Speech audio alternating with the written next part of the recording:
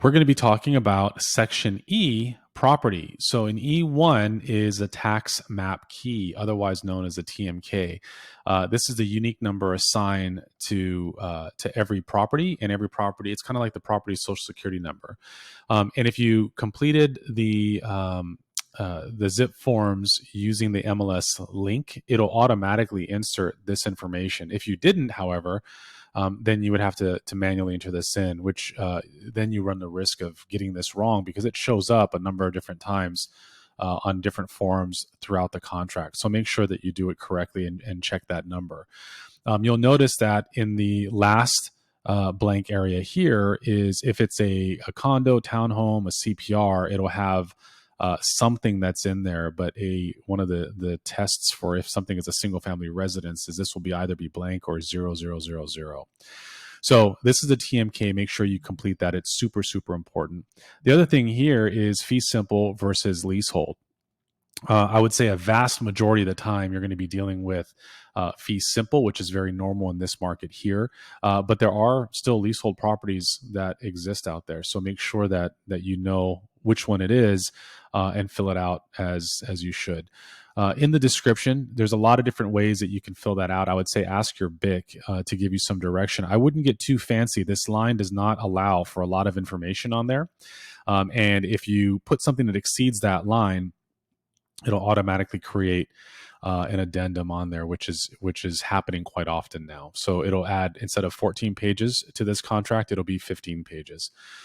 With that said, some of Keller Williams standards are we do not put in there square footage of either the interior or the land space. And the reason that we don't do that is that could potentially be a liability.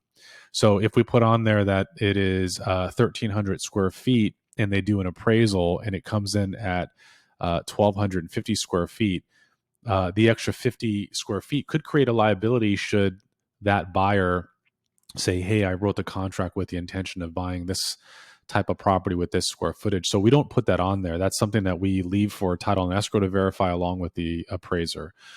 So leave that off. And if you're dealing with a townhome or a condo, then also do not put the space numbers. And the reason for the parking space numbers, you can put on there that 2 uncovered parking is included or covered parking or whatever it is. But if it has stall numbers, I would not put the stall numbers on there because it's typical that the stalls do not convey on the deed.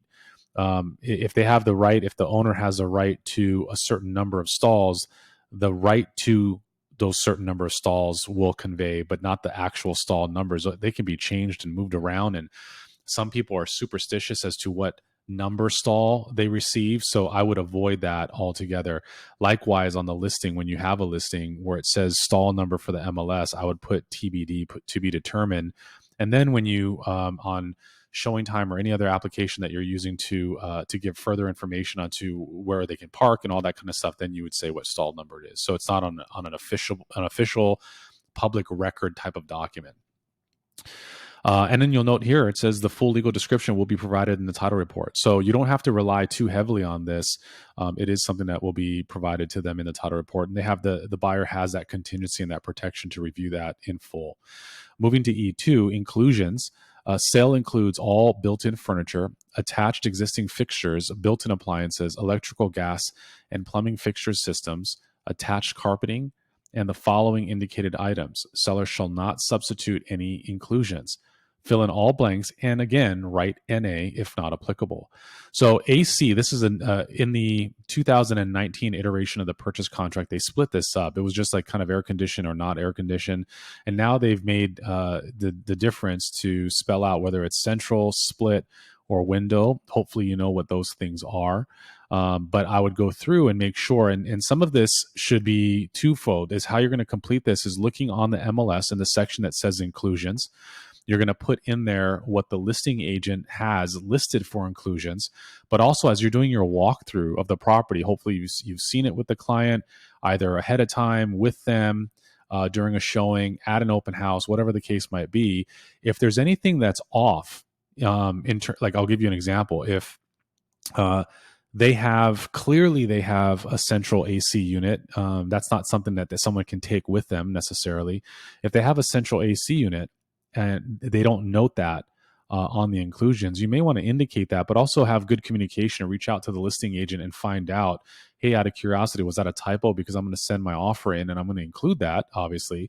Now, things that are items that someone could remove and, in some cases do remove, such as a refrigerator, a washer and dryer, if they are not indicated on the inclusions, but you physically see it while doing your inspection or while touring the property, don't assume that they come with it, because some people take it with them when they vacate and leave. Definitely reach out to the listing agent and find out to get some clarity on that.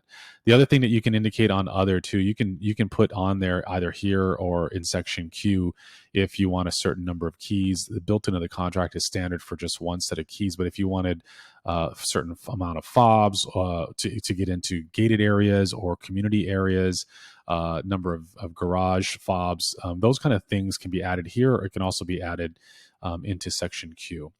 Inclusions for photovoltaic system and or security system contract and leases. Seller shall provide applicable documents, including most recent statements for any of the following. And it says here, leased photovoltaic system, which is PV, energy purchase PV agreement, leased alarm system, and other.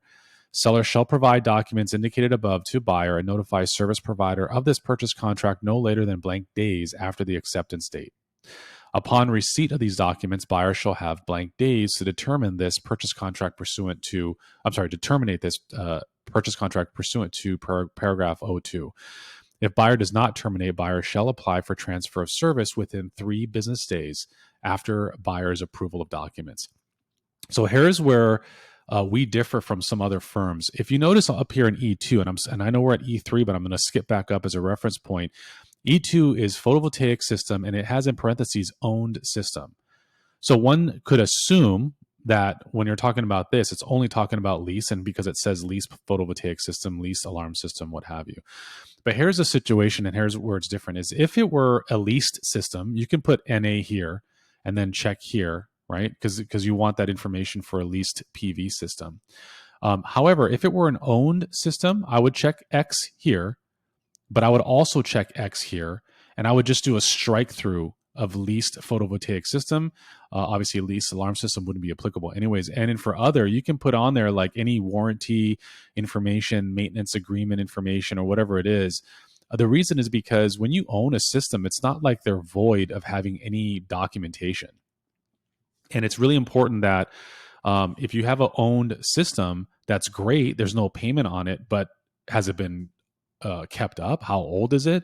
When was it installed? There's a lot of information that a potential buyer not only would be useful to them, but also could be pertinent to whether they want to move forward with the transaction or not. Technology definitely has an obsolescence to it, whereby it devalues every single year that you have it. So a photovoltaic system that you purchase today is its highest value. But in 10 years' time, that same photovoltaic system is not worth as much as it would have been when you first installed it 10 years previous. And the reason for that is the system in and of itself becomes less efficient. So the kilowatt hours it produces becomes less and less. Some of that is attributed to is a system being maintained on a regular basis. So these are things to me, whether you have an owned system or a lease system, that you absolutely should ask the seller. And sometimes they may not have it. Maybe they bought it without any documentation and they just have it now, but it doesn't mean that we shouldn't ask and at least put it into the contract to make sure that they provide us with something and do some research. And again, this is with the intention of protecting the buyer. Next, we have E4, inclusion of furnishings. Inventory of furnishings is either attached or to be provided by buyer by X date. If seller does not provide the inventory list to buyer within a specified time period, buyer may elect to terminate this purchase contract pursuant to paragraph 03. If buyer is not satisfied with the inventory list, buyer may elect within X amount of days after receipt of the inventory list to terminate the purchase contract pursuant to paragraph 02. So put simply is, and this happens quite frequently if it's a condo-tel, or a short-term rental of some sort, that there's furnishings that's already in there. And if there is and it conveys with the property, this E4 should be checked. Or under the circumstance, which is kind of rare, if there is something that should be included or was discussed, such as a rare painting or some sort of built-in thing, or maybe, hey, the seller mentioned that they don't want to take with them or sell the patio furniture, and they would love it if it would just convey with the property and close with and the buyer take it. Those are the kind of things that you might want to put check an inclusion of furnishings. Exclusion. So E5, the following items are specifically excluded. So what should be in here is going back to the previous conversation of what was included. And let's say, for instance, that you notice that physically and upon inspection of the property or doing a tour of the property, that you notice is a refrigerator, washer, and dryer, but it is not noted in the inclusions on the MLS. You then have spoken to the listing agent and confirmed that the sellers are going to be taking that with them, and they are not including it in the sale. What you should do, just for all clarity's sake, is to check this and then list those items that are specifically being excluded. And the reason you want to do this too is because you don't want to create a conflict or confusion with the buyer. So if the buyer is having, to with the expectation that a washer, dryer, and all these other documents or these appliances are going to be included in there, you want to ensure that there's no expectation that it will be, that it will be left out or excluded from the conveyance or transfer.